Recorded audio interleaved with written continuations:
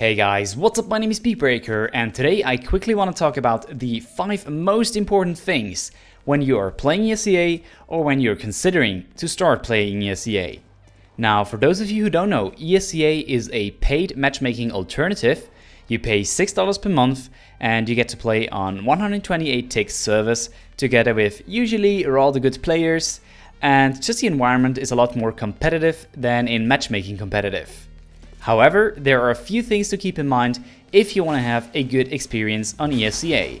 So number one, and this is a pretty basic one, you really gotta be at least MG or DMG, if not even higher. Now, I know matchmaking ranking doesn't really tell a whole lot about the skill of a player, but unless you have a basic grasp and understanding of the game, it really makes no sense to play ESEA. I think it's common sense that you should really at least understand the basics of the game before you start to play ESEA. Of course, that's not to say that lower ranked players shouldn't play ESEA, but really, if you don't even care about playing a competitive game, and most importantly, try to play your best, then, my friend, you're definitely at the wrong address. Now, moving on to number 2, and this is probably the most important thing if you want to be successful in CSGO, guys. You really gotta have a microphone. Seriously, if you're not using your mic, if you're not communicating with your team, you are going to lose. Teammates are going to hate you. You need to have a mic. And if you're a squeaker, get over it and just play the fucking game. Nobody really cares about your voice anyways, and you'll eventually grow up, so just use a mic. Please, it is so crucial to success, to communicate with each other and to call out positions and really to try to play together and to communicate. Without communication, the game is already lost before you started it. No, what are you doing, bro? Like, seriously. I'm telling him going B. You say I should go A. Then you just stay in mid. What the hell, man? When you say teamwork, he didn't say it was. Yeah, and your fucking fans not helping. Number 3, and this is something that really gets me going whenever someone on my team does that, and that is calling GG after losing the first 3 rounds. Seriously, it is so stupid. All you probably achieve is tilting your teammates, and quite frankly, if you lose the pistol round, losing the next 2 rounds is extremely likely, so it's not really a surprise if you lose the pistol round that you'll lose the next 2 rounds. It's just people calling it GG so early on in the game just make me angry. I've literally won games after being down like 13-2, 14-1 in the first half. So just play the game, try your best, and stop fucking calling it GG unless there is a 16 on the scoreboard. Number 4. Don't blame others for losing. With people like Jason.